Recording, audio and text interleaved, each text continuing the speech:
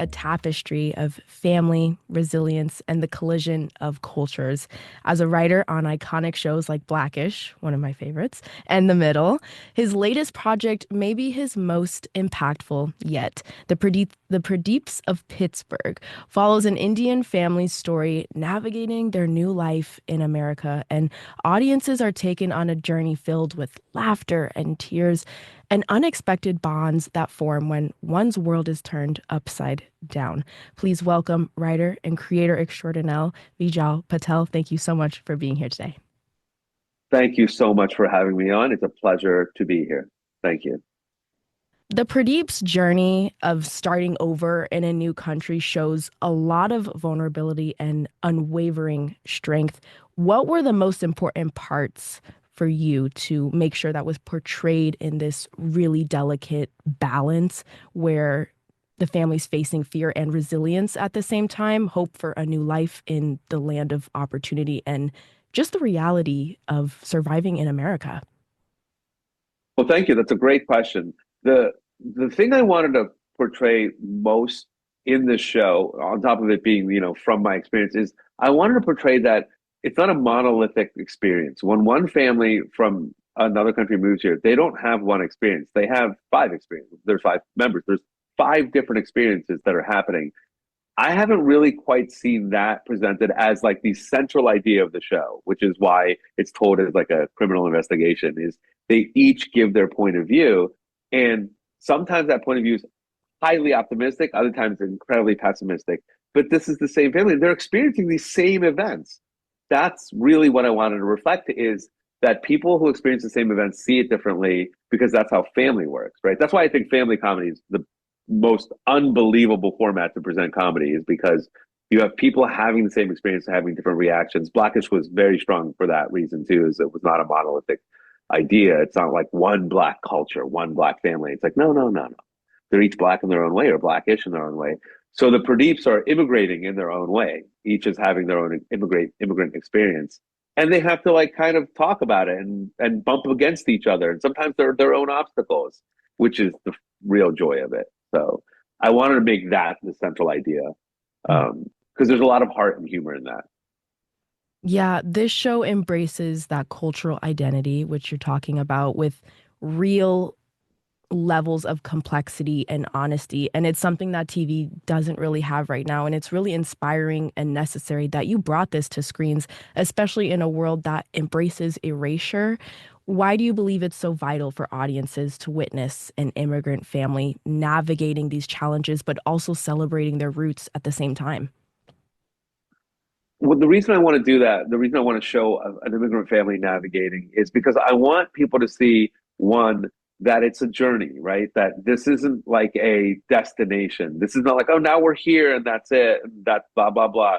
No, no, they've just begun their journey. So to celebrate that journey, to see how hard that journey is, to see how much resilience that there is, and how much love there is. Like one of the characters in the show, the bromance between Mahesh and Jimbo is one of my favorite relationships between the two dads, because they immediately kind of fall in love with each other. There's an immediate romance over like this one guy offering his son a beer who's like 15 years old.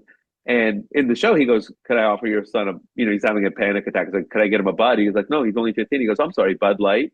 And the dad is like, "No, but thank you. Thank you for considering what I'm trying to tell you, is that he's only a kid." And then offering to adjust the alcohol you're giving to him, to be like understanding that that's what I'm saying. Even though you said the wrong thing again, it was like, "Oh, thank you, though. You're a considerate human being." That's the first thing that happens. And he sees that in him. He sees past like the whatever, the hunter's hat and all that. So that was a big thing I wanted to show. And the other thing I wanted to show is, if you lean into this show, it doesn't matter if you're Indian or an immigrant, you will see yourself reflected off of it. You will see yourself reflected off of it through your journey as a child, your journey as a parent, your journey as a neighbor, your journey as a teenage girl, your journey as a kid with anxiety, your journey as a somebody who dreams of being a garbage man because you just love garbage trucks, right? Like that is all so innocent and joyful. But then you'll also see yourself reflected in the idea of like, I have to sacrifice for my family, right? One of the characters has to sacrifice like her career in a way, ambitions for her spouses. And that's such a common thing. Doesn't matter where you are, who you are. So even though it's the Pradeeps of Pittsburgh, it is every family and it's every town, and that's striking a universal chord through the specificity of the show. And Blackish did that brilliantly. The Middle did that brilliantly. Um, so that's why I do it. We that's what we want from it. That's what we want to give audiences, I guess. This story shows a family just having a human experience. Was that important for you to pierce that mythology? Absolutely. I wanted to show the imperfections. I wanted to show the vulnerability. I wanted to show, yeah, often they say, oh, it's like tiger moms or Indians are all good at science and whatever. And no, they're not all great. Sometimes they're underachievers. Like Vino says, I want to be a garbage man right in the pilot. It's like, I want to be in the first episode, I want to be a garbage man because he approaches everything with just zeal. And it was important for me to like not normalize, but make it more of a common experience. It's not an uncommon experience to be an Indian, right? In fact, there's more of us than anyone. Yeah. So I wanted to feel like a common experience in that way. And one of the best reviews I read about this show, it was in the LA Times. He front page. He was like, I love this show. And he said, there's something and he said, he goes, I don't mean this lightly. There's something generic in a way where I can relate to everything. Like it's not like so rare that it's like, no, it's this special little story. No, it has such broad appeal because it's so common. And that's what I want to show. So that's just a brilliant question. That's a lovely question because that is a big intent of what the Pradeeps of Pittsburgh is. Hmm. For viewers who have experienced the weight of starting over and the struggle to belong while staying true to themselves, how do you hope it speaks to their own experiences of just finding home? I that's again, you're such a thoughtful interviewer.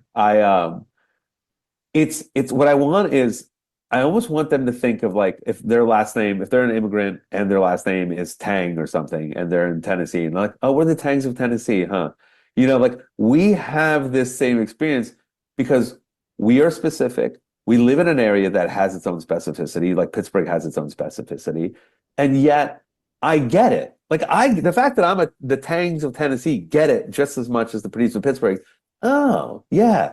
And therefore, I want to encourage people to share their own stories, to tell, like when they're at a party, tell that specific story of their life, because I think storytelling is the way to build bridges, right? And it's just because it meets people on their half of the bridge, like, yeah, oh my God, I have the same thing. Let's just meet in the middle.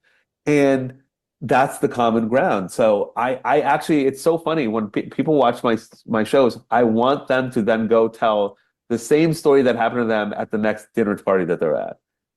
Be inspired to tell that story. You don't have to make a TV show, just tell the 8 people in your life this story and it'll just connect with them. So that's my inspiration. And like I said, tell the specific story. Tell your little snack story. I said there's a scene in the show where the Indians they drink chai like this in the saucer. And I had to make sure the prop department had saucers. Like, why do you want saucers? Like, because Indians drink tea like this. And like, oh, that's funny. And I think one of the persons was like Polish or something. And they were talking about how their grandmother drank whatever, like the Polish, they don't drink a lot of tea, but like the equivalent, it's like, oh, my grandmother used to drink this thing. I'm like, see, this is what I'm saying. I want this conversation to happen. Um, that's what we're hoping for. Storytelling does build bridges. Vijal, thank you for building these bridges and sharing this connection, this cultural connection to everyone on their TV screens. It's a true testament to the universal truths that it unveils. And I know audiences will be captivated by the Pradeep story. Thank you for bringing this portrayal of family and culture that is so sorely needed on television right now. The Pradeeps of Pittsburgh is now streaming on Prime Video. Thank you. Thank, thank you very much, Kennedy. Amazing. And bless you for having us on and spreading the word. Thank you. And I know that there should be a season two because you guys earned this for sure. So I'll be staying tuned. Thank you. Thank you. Take Thank you. care.